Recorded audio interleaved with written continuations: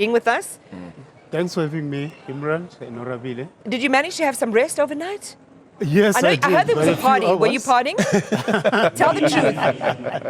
I had to meet some delegation from Europe, so I didn't spend a lot of time in the party. I was working. Okay, fair enough. But even the last year, have you been able to rest this year, actually? It has been hectic. Since we took over the G20 presidency in South Africa, it has just been very, very, very hectic. The National Treasury team, the finance family in South Africa, working with finance ministries and central bank governors throughout the world, the G20 family.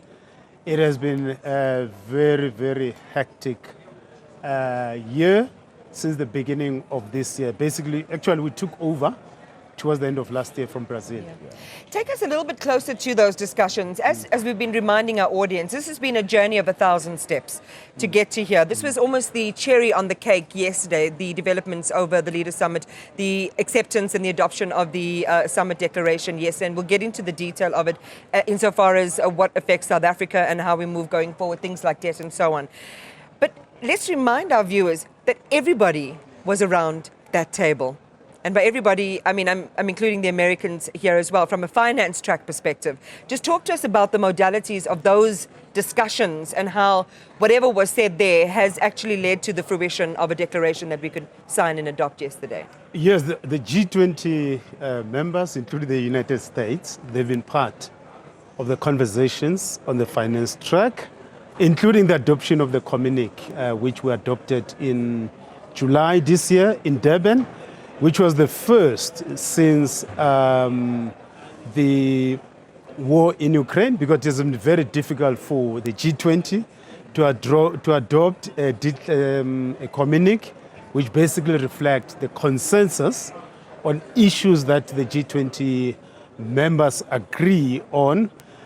So the way we worked, we identify issues that usual issues, traditional issues within the G20.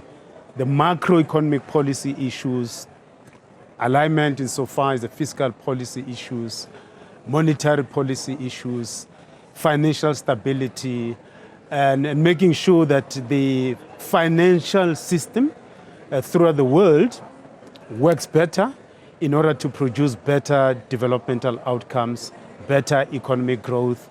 And there are specific working groups that we have identified as South Africa: the infrastructure working group, sustainable finance, financial inclusion.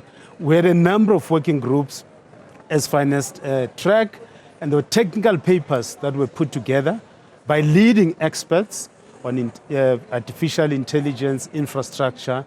And the fundamental question was, how do we grow the economy?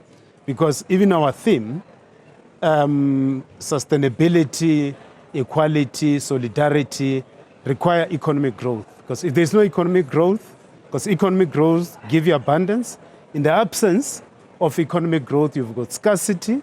And what usually happens when there's scarcity? There's fight over the limited resources that you have. And that fight can take ethnic forms, it can take regional forms, in which human beings who are supposed to be working together, treating each other as human beings, they start fighting. So growing the cake, in order for the cake to be shared by many, is a critical task for us, not only for South Africa, not only for the continent, for the whole economy. Because if the economy grows, South Africa will grow, Africa will grow. So that has been the major task for our G20 presidency, that you can only have solidarity, equality, and sustainability if you grow your economy. How do you pick the most crucial of topics? And you've just been speaking about the topics, the priorities that you then select and actually walk into for this year. And when you speak about those, they sound so truly South African as issues, things like inclusion as well, being a key part of the conversation you've just been having. How do you pick those topics as the finance track to make sure that they're rolled over to the rest of the world? Because everybody else in other economies have their own issues at play. And then how do you convince them to be part of that conversation and collaboration to ensure that when you reach a declaration of sorts for the finance track, it still makes sense to everyone? So we said firstly, the entire world's economy, the global economy must grow. And there are specific, so we took it also ourselves from an African perspective and asked questions. What are the things that Africa should do in order for its economy to grow? And as its economy grows, the global economy will grow. And what are the things that the global economy should also do in order for Africa to grow? So from the African perspective, we said Africa indeed needs to grow. And in order for Africa to grow, we need to sort out our infrastructure. We need to sort out the issue around industrialization.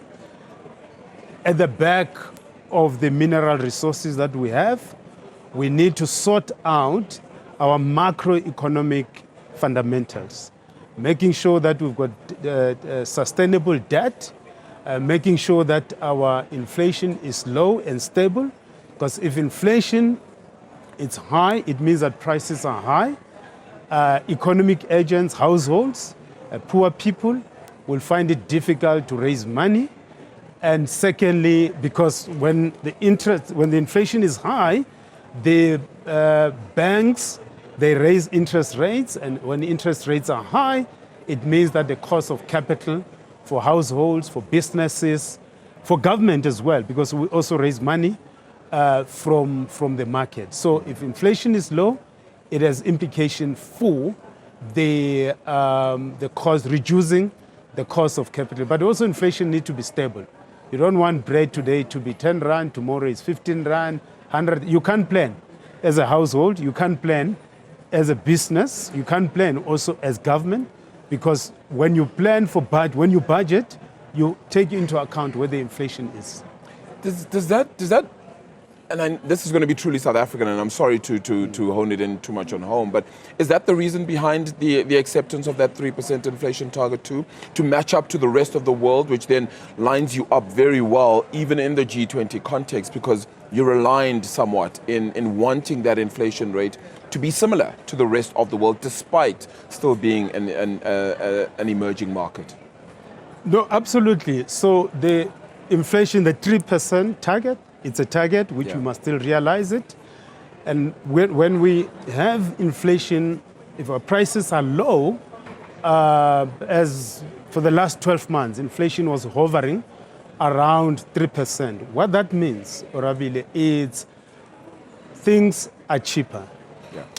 And when things are cheaper, it means that our ability to sell what we produce here in South Africa is competitive in the global economy. Because if our prices are too high, it's going to be very difficult for us to sell the things that we produce here. So for us to be competitive, it's critical to make sure that our prices are competitive. And being competitive means that you've got to be lower in terms of selling the things that you're producing here. But like I said, it's also important for domestic economic agents. Businesses should find it easier to access capital from the banks, from all financial institutions that are supplying money, because money has a price. And if money is expensive, things also become expensive. So the target, it is a target, and we've got to do a whole range of things in the at the microeconomic level, just making sure that electricity is cheaper, freight logistics is cheaper, and other things that are input for economic activities are cheaper, because in that way, those things, they impact on the general increase of prices. Yes, inflation doesn't mean that the prices are not increasing. They are increasing, but at a lower level, as opposed to having hyperinflation and higher levels of prices. Because if prices are high, it has implications also for the cost of living for the poor. And we've had a lot of talk about inequality and bridging the gap between the haves and the have-nots in South Africa. So I think that talks perfectly to there.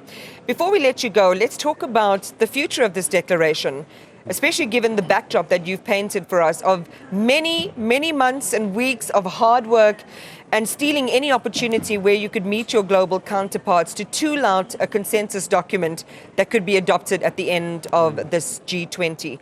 What are your concerns about this baton in this form now being handed over to the next presidency, the US presidency? I think the finance track, we handed over the work that we've done as South Africa G20 presidency to the Secretary for Treasury in the US, Bassett, in Washington in October during the annual meeting of the IMF and the World Bank. And the third chair, Powell, we also handed over the finance track resolutions or the things that we've agreed upon. So insofar as that is concerned, on the finance track, I think the things seem to be much more smoother.